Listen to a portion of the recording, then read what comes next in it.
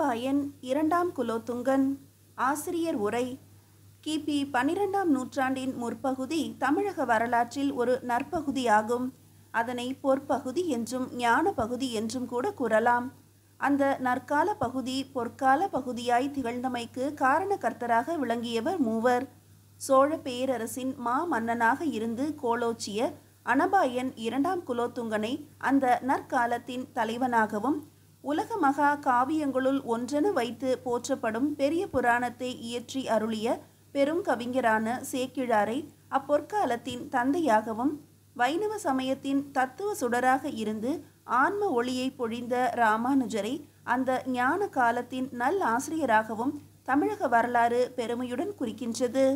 அனபாயன் இரண்டாம் குலோத்துங்கன் கிபி 1133 முதல் 1150 வரை சோழ சாம்ராஜ்யத்தின் சக்கரவர்த்தியாக இருந்து சீரும் சிறப்புமாக ஆண்டு வந்தவன்.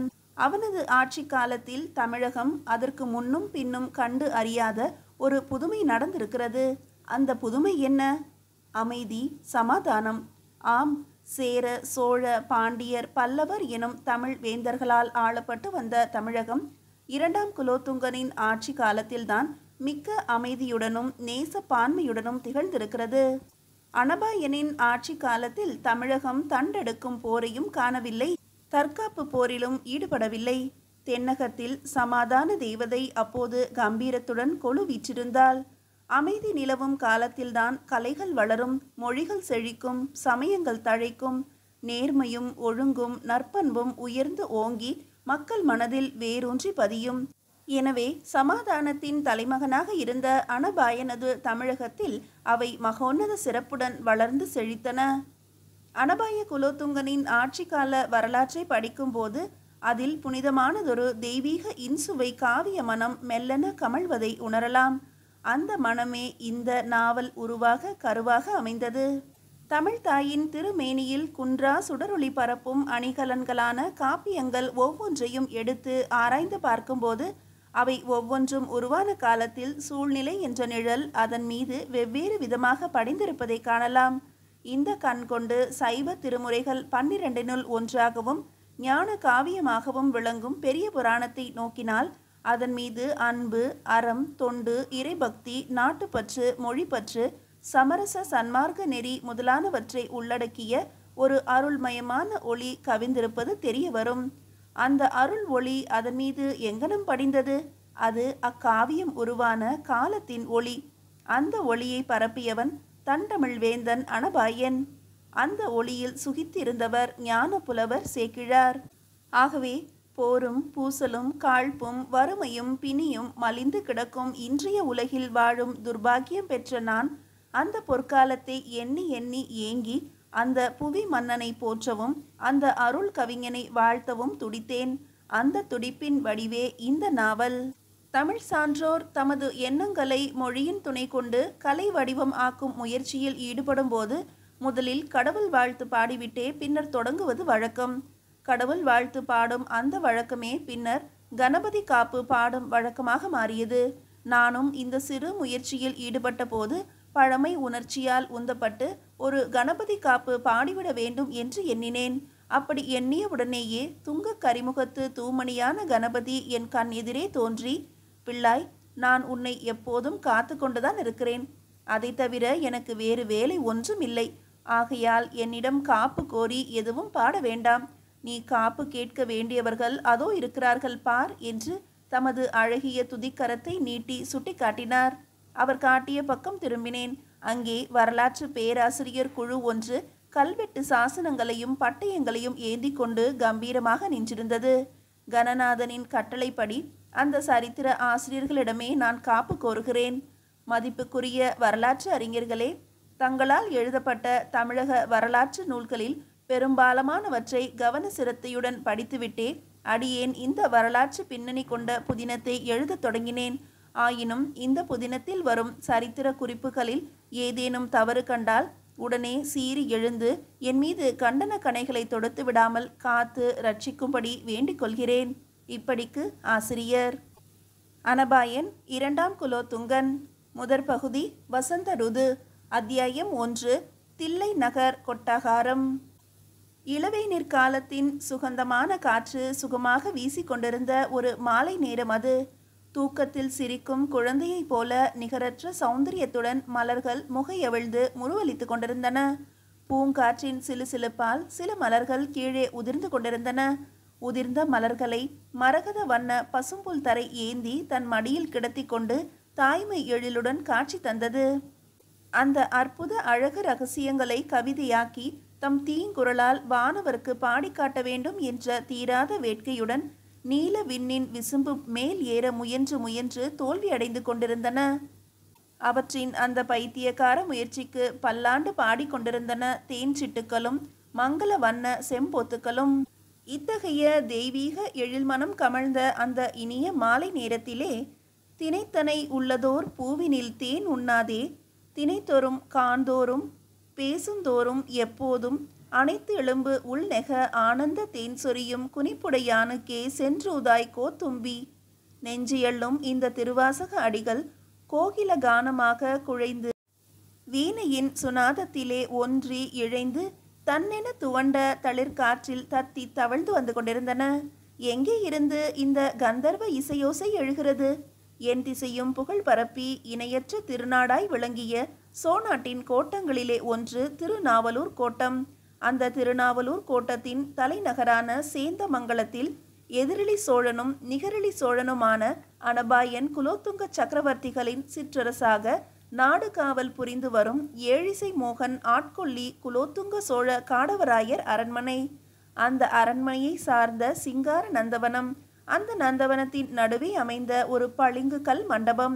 அம்மண்டபத்தின் மத்தியிலே விரிக்கப்பட்டிருந்த இரத்தின கம்பளத்தின் மேல் அப்சர மங்கை போல அமர்ந்து அமிர்த வருஷமாக பாடிக்கொண்டிருந்தால் சேந்தமங்கலம் இளவரசியும் காடவராயனின் செல்வ புதல்வியுமான ஏழிசை வல்லவி எனும் சிறப்பு பெயர் கொண்ட தியாகவல்லி.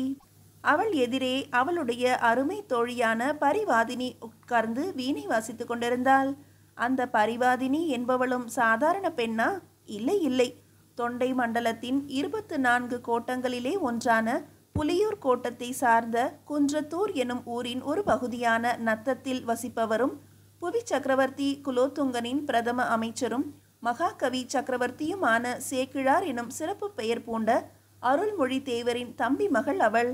அவளுடைய தந்தையின் பெயர் பாலராவாயர். அவர் சோழ மன்னனது வேளக்கார படையின் அதிபதியாக பணியாற்றி வந்தார்.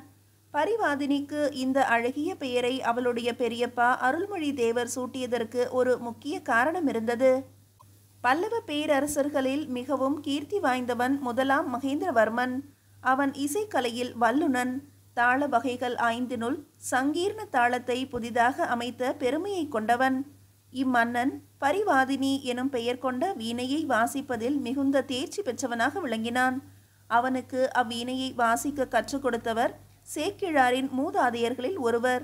அந்த வீணையின் பெயரைத்தான் தன் தம்பி மகளுக்கு சூட்டி அதே வீணையை அவள் மிழற்றவும் பயிற்றுவித்து மகிழ்ச்சி கொண்டார் அருள்மொழி தேவர் எனும் சேக்கிழார். அழகி பரிவாதினியும் அந்த பரிவாதினி வீணையை வாசிப்பதில் அவளுக்கு நிகர் அவளாகவே விளங்கினாள். ஏழிசை மோகன் ஆட்கொள்ளி காடவராயரும் சோழ நாட்டின் பிரதம அமைச்சர் அருள்மொழி தேவரும் அத்தியந்த நண்பர்கள். பாளவராயரும் காடவராயரின் பால்ய நண்பரே. அவர்களது ஆழ்ந்த நட்புறவின் காரணமாகத்தான் திருநாவலூர் கோட்டத்து இளவரசி தியாகவல்லியும் புலியூர் கோட்டத்து பெருங்குடி செல்வியான பரிவாதினியும் இணைப்பிரியா தோழிகளாக சேர முடிந்தது. தியாகவல்லி இசைக்கலையில் சர்வ பாண்டித்யம் பெற்றவள். பரந்து விரிந்த சோழ சாம்ராஜ்யத்திலேயே அவளை இசையில் வெல்லக்கூடியவர் எவரும் இலர் என்று சொல்லிவிடலாம். சங்கீதத்தின் சப்த ஸ்வரங்களும் அந்த எழிலரசியான இளவரசியிடம் அடிமைப்பட்டு கிடந்தன. அதனாலேயே அவளுக்கு ஏழிசை வல்லபி என்ற சிறப்பு பெயர் வந்தது. அப்பெயருக்கு அவள் சொந்தமானது இது ஒரு காரணம் என்றாலும் இத்துடன் வேறு ஒரு காரணமும் இருந்தது. அனபாயன் குலோத்துங்கனுக்கு ஏழிசை வல்லபி என்றொரு மனைவி இருந்தால் அவளுடைய பட்டத்து ராணியான மதுராந்தகி என்பவளுக்கு அடுத்தபடி இளைய பிராட்டியாக இருந்தவள் அந்த ஏழிசை வல்லபிதான். அவளுக்கு பிறந்த ஒரு பெண்ணின் மைந்தரே தியாகவல்லியின் தந்தையான ஏழிசை மோகன் ஆட்கொள்ளி காடவராயர். எனவே தம் அருமை செல்விக்கு தம்முடைய பாட்டியின் திருநாமத்தையே சூட்டினார் காடவராயர். முதலாம் குலோத்துங்கனுக்கு தியாகவல்லி எனும் ஒரு மனைவி இருந்தாள். அவளது பெயரை காடவராயர் தம் மகளுக்கு சிறு பிராயத்தில் சூட்டினார் என்றாலும் பின்னால் அவள் இசைக்கலையில் வியத்தகு ஞானம் பெற்றதால் தம் பாட்டியின் பெயரே பொருத்தமானது என்று கருதி தியாகவல்லியை ஏழிசை வல்லபியாக்கினார். அந்த பெயரே எல்லோருடைய நாவிலும் நிலைத்து நின்று தவழ்ந்து வந்தது. இளவரசி ஏழிசை வல்லபி இசைக்கலையில் வல்லவளாகவும், புலியூர் கோட்டத்து பெருங்குடி பெண்ணான பரிவாதினி வீணை வாசிப்பதில் தேர்ந்தவளாகவும் இருந்தமையால் அவ்விரு பெண்களும் மனமும் மலரும் போல மனம் ஒன்றி நட்பு கொண்டு விட்டனர். பரிவாதினி பெரும்பாலும் சேந்தமங்கலத்தில் காடவராயரின் அரண்மனையிலேயே வசித்து வந்தாள். தன் அருமை தோழி ஏழிசை வல்லபியை விட்டு பிரிந்து குன்றத்தூர் சென்று வாழ அவளால் முடியவே இல்லை. ஏழிசை வல்லபியாலும் பரிவாதினியை பிரிந்து ஒரு நாளும் இருக்க முடியாது. பரிவாதினியின் தந்தை பாலவராயரும் பெரிய தந்தையார் அருள்மொழி தேவரும் காடவராயரின் அரண்மனைக்கு வந்தே அவளை பார்த்துவிட்டு போவார்கள். மற்றபடி எப்போதேனும் பரிவாதினி தன் சொந்த ஊருக்கு போய் 5-6 நாட்களுக்குள் திரும்பி வந்து விடுவாள். சேந்தமங்கலம் அரண்மனையே அவளின் சொந்த பிறந்த இல்லம் போல ஆகியிருந்தது. இளவரசி ஏழிசை வல்லபியும் பரிவாதினியும் எப்போதும் ஒன்றாகவே இருந்து எந்நேரமும் இசை உலகிலேயே ஆனந்த சஞ்சாரம் செய்து கொண்டிருந்தனர். அன்றும் அப்படித்தான் அவ்விரு பெண்களும் அந்த இனிய மாலை நேரத்திலே அரண்மனை நந்தவனத்து பளிங்கு மண்டபத்தில் அமர்ந்து தம்மை மறந்த நிலையில் கான சாம்ராஜ்யம் அமைத்து அதிலே விளைந்த கந்தர்வ நாத ரசத்தை அள்ளி அள்ளி பருகி கொண்டிருந்தனர். மாலை நேரத்தின் இந்திரஜால காட்சிகள் கொஞ்சம் கொஞ்சமாக மங்கத் தொடங்கின. மெல்லிய இருட்படலம் விரிந்து வந்தது. ஆயினும் அந்த நந்தவனத்தில் மகிழ்ச்சி குரல் எழுப்பி கொண்டிருந்த பட்சி இனங்களும் குதூகலமாக துள்ளி ஆடிக்கொண்டிருந்த மான் கூட்டமும் தத்தம் இடம் நோக்கி செல்லாமல் மந்திர சக்தியால் கட்டுண்டவை போல அங்கேயே மயங்கி சுற்றி வந்து கொண்டிருந்தன. வல்லபியின் தேன் இசையிலும் பரிவாதினியின் கரும்பு வீணா கானத்திலும் வசம் இழந்து விட்டதாலேயே அவை இன்னும் அங்கே வட்டமிட்டு கொண்டிருந்தன. நேரமோ வேகமாக நழுவி கொண்டிருந்தது. அரசாங்க அலுவல்களை முடித்துக்கொண்டு அரண்மனைக்கு திரும்பிய காடவராயர் தம் மகளை பார்க்க நேரே நந்தவனத்துக்கு வந்தார். அரசு அலுவல்களில் தமது சக்தி எல்லாவற்றையும் செலவழித்துவிட்டு சோர்ந்து வரும் அவருக்கு வல்லபியிடம் சற்று நேரமாவது பேசிக் கொண்டிருந்தால்தான் இழந்த தெம்பை மீண்டும் பெற முடியும். தன் அன்பு குமாரியின் பவள வாயால் பாடும் 2 பாட்டுக்களையாவது கேட்ட பிறகுதான் அவர் நிம்மதியாக படுக்கச் செல்வார். காடவராயரின் மனைவி காலஞ்சென்று 10 ஆண்டுகளுக்கு மேல் ஆகிவிட்டிருந்தன. அதன் பின் அவர் மறுமணம் செய்து கொள்ளவில்லை.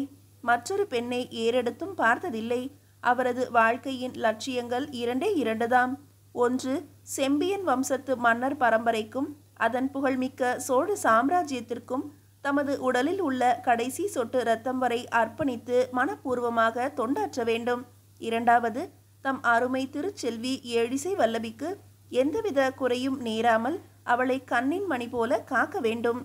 காடவராயருக்கு இப்போது 46 வயதுக்கு மேல் ஆகிவிட்டது. அனபாயனின் தந்தையான விக்ரம சோழனின் அரசாட்சியில் அவர் ஒரு 2ஆம் தரமான போர் தளபதியாகத்தான் இருந்தார். பிறகு அந்த மாவீர மன்னன் நடத்திய பல போர்களிலும் பங்கு கொண்டு அவனுக்கு வெற்றி தேடி தந்தவர்களில் முதல்வராக விளங்கியதால் திருநாவலூர் கோட்டத்தின் காவல் தலைமை பதவி அவருக்கு வழங்கப்பட்டது. காலாட்படை துணை தளபதியாக இருந்த காடவராயர் சிற்றரசர் ஸ்தானத்துக்கு உயர்த்தப்பட்டார்.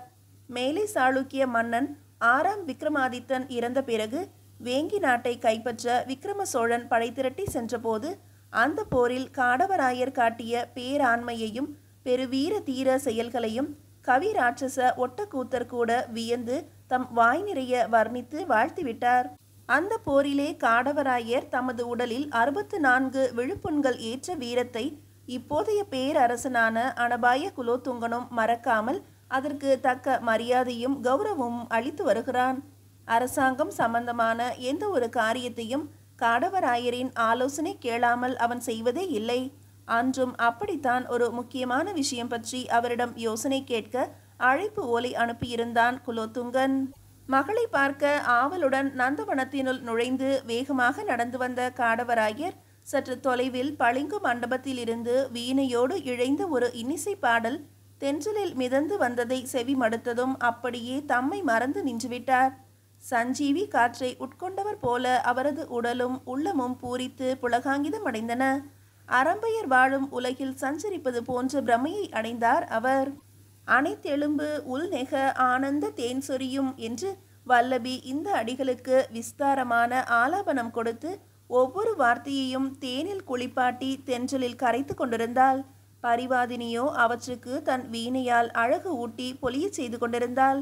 கான மயக்கில் கருத்தை பறிகொடுத்த காடவராயர் தம் கால்களின் இயக்கத்தை அறியாமலேயே மெல்ல நடந்து போய் அந்த பளிங்கு மண்டபத்தின் படிமேல் அமர்ந்து விட்டார்.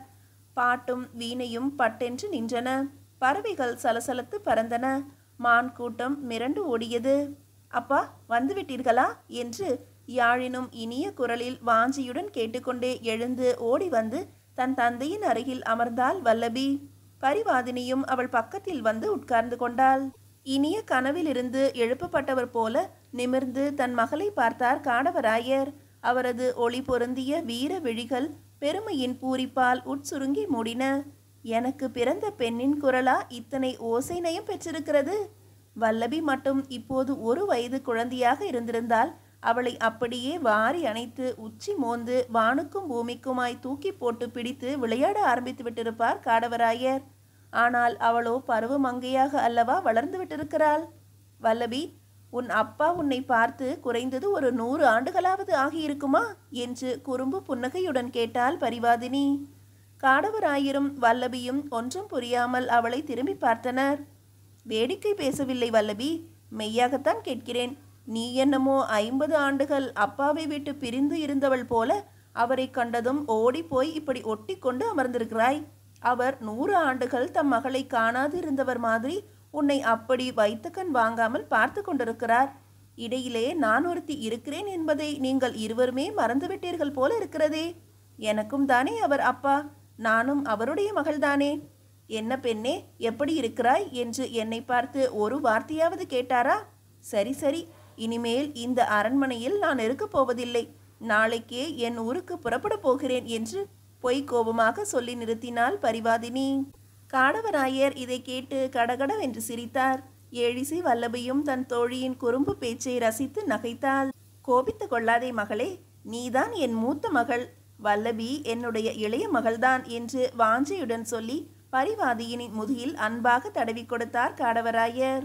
ஓஹோ, இளைய மகள் மீதுதான் எல்லா தந்தைமாரும் அதிக அன்பாக இருப்பார்கள். நீங்களும் அப்படித்தான் இருக்கிறீர்கள் என்று மேலும் செல்ல சிடுசிடுப்புடன் கூறினாள் பரிவாதினி. காடவராயர் கலகலவென்று சிரித்துக்கொண்டே, அப்படி இல்லை மகளே, நீ எனது வலது கண், வல்லபி எனது இடது கண் என்றுதான் சொல்கிறேன் என்றார். அப்படியா விஷயம்? நான் கேள்விப்பட்டது சரிதான் என்று தலையை ஆட்டினாள் பரிவாதினி. என்ன கேள்விப்பட்டாய் என்று அவசரமாக கேட்டாள் வல்லபி.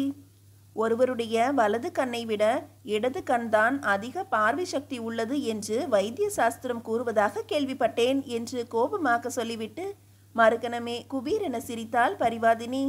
காடவராயரும் எழிசை வல்லபியும் இதை கேட்டு உடல் குலுங்க நகைத்து ஓய்ந்தனர். பரிவாதினி முதலில் வேடிக்கையாகத்தான் அப்படி பேச்சை ஆரம்பித்தாள். ஆயின் அந்த பேச்சே அவள் மனதை வேறு திசையில் திருப்பி கொண்டு விட்டது. இத்தனை நாட்களாக இல்லாத ஒரு எண்ணம் அப்போது அவளது மனதில் முளைவிட்டது.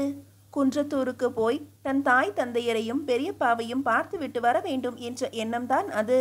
ஒரு தந்தையும் மகளும் வாஞ்சையுடன் சேர்ந்திருந்த காட்சியை கண்டதனாலேயே அவளுக்கும் அந்த ஏக்கம் பிறந்தது போலும்.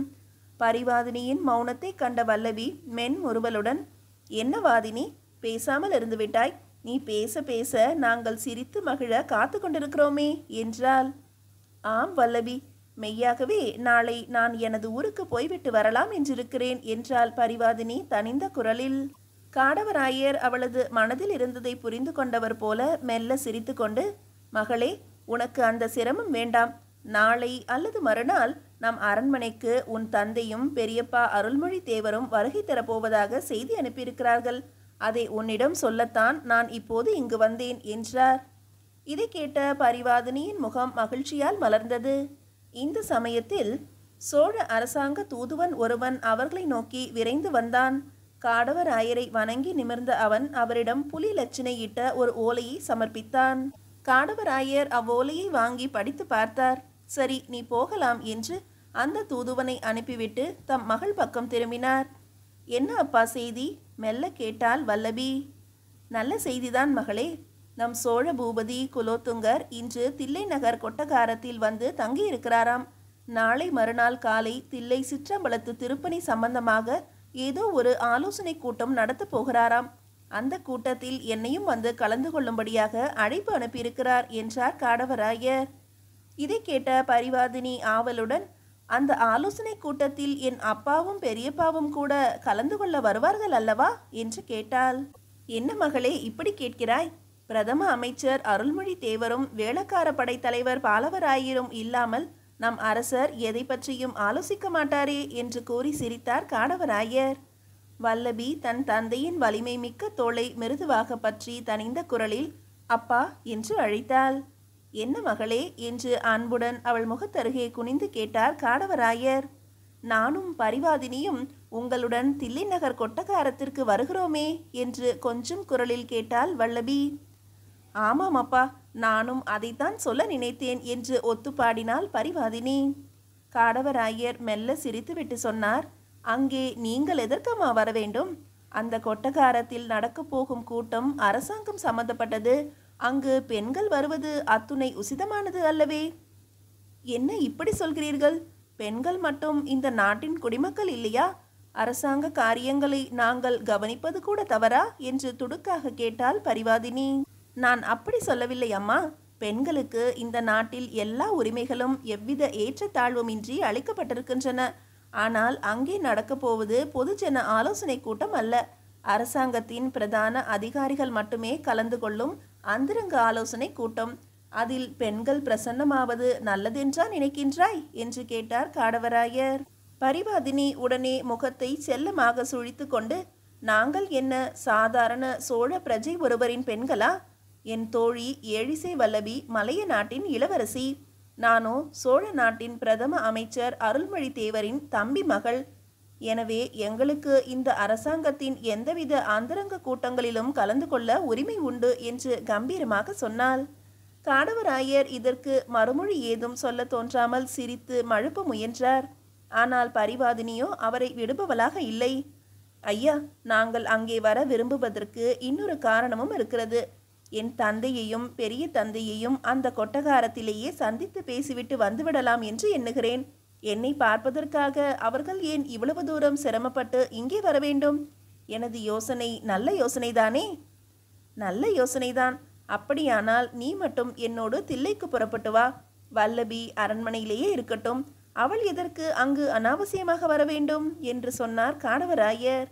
இதை கேட்டு அவ்விரு பெண்களும் ஏமாற்றமடைந்தனர்.